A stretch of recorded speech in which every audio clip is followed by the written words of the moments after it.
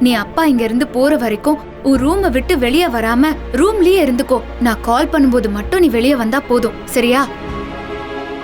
என்ன அமைதியா இருக்க? சரின்னு சொல்லு. சரி. ஐயோ, அப்புறம் நான் சொல்ல மறந்துட்டேன். அப்பா இங்க வந்ததோட அவர் மூலமா தாரணிக்கு ஒரு நல்ல விஷயத்த பண்ணிடலான்னு யோசிச்சிருக்கேன். தாரணிக்கு நல்ல விஷயம் பண்ண போறீங்களா? என்ன விஷயம் மேடம்? ஒரு நல்ல மாப்பிள்ளைய பார்த்து அப்பா தலைமையில தாரணிக்கு கல்யாணம் பண்ணி வைக்க போறீங்களா? முட்டாளா நீ? தாரணி சின்ன பொண்ணு. அது மட்டும் இல்லாம மீனாட்சிக்கு இன்னும் கல்யாணம் ஆகல. அதுக்குள்ள தாரணி கல்யாணத்தை பத்தி நான் ஏன் யோசிக்க போறேன்? ஆமால.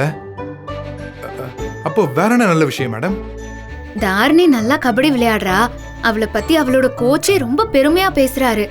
அவளுக்கு யாராவது வசதியானவங்க ஸ்பான்சர்ஷிப் கொடுத்தா அவ நேஷனல் கபடி போட்டியில எல்லாம் கலந்துக்கிட்டு பெரிய லெவலுக்கு போக முடியும்னு சொன்னாரு.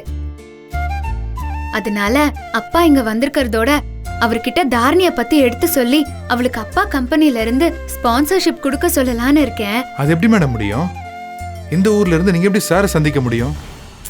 அதுக்கும் ஒரு ஐடியா வச்சிருக்கேன். என்ன ஐடியா?